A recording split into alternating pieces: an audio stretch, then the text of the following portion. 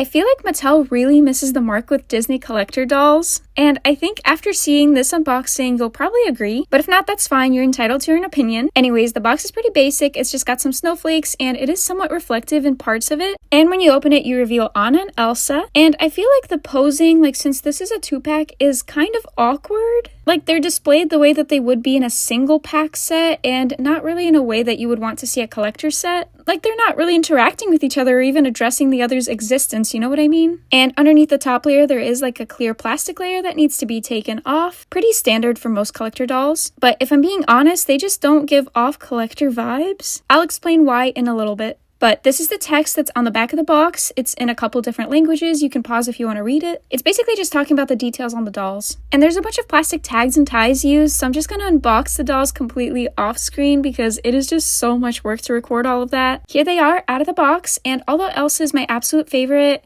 I have to be honest and admit the fact that Anna looks so much better in this set. Her face is just a lot more accurate, and her outfit does look significantly nicer than Elsa's. But even then, she still feels more like a Deluxe Playline doll than a collector doll. Her hat does have a nice fuzzy trim, and underneath she has bangs that are perfectly styled. And sadly, you can see the white on her head because of the way it's rooted.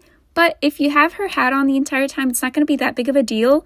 Unless you choose to restyle her, then that is going to be an issue. Her hat does have some designs printed onto it, and we do see like the familiar swirl at the very back.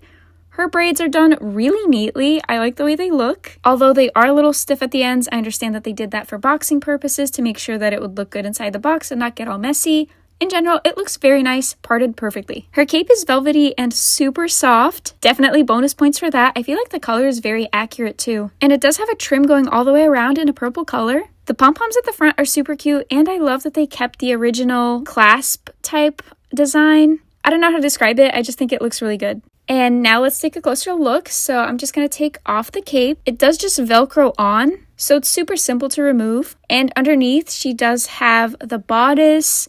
The black part is over the blue collared shirt. But what I mean when I say that these don't feel like collector quality is the fact that the details on this are not embroidered, they're just printed on, and the material, even for the sleeves of the shirt, feels super stiff. Like, this is literally the cardboard type material that you see used on like super cheap fake dolls. I will be honest though, her boots are super cute. I love the gold design on them.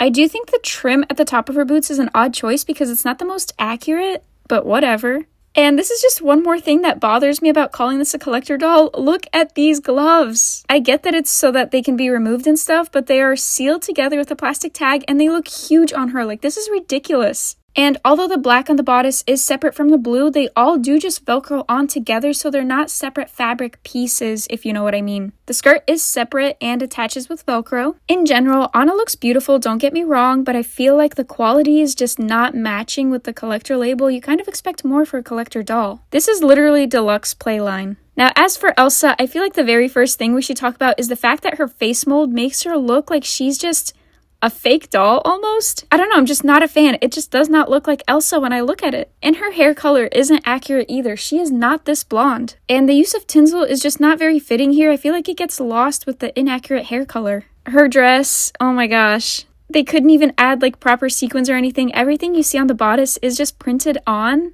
Same goes for the sleeves. But at least they kept them transparent because, you know, it could always be worse, could always be cheaper. My favorite part about her is definitely the cape. It's made of a semi-transparent material, and I think that the designs of snowflakes printed onto it look beautiful because they use like such a reflective metallic material.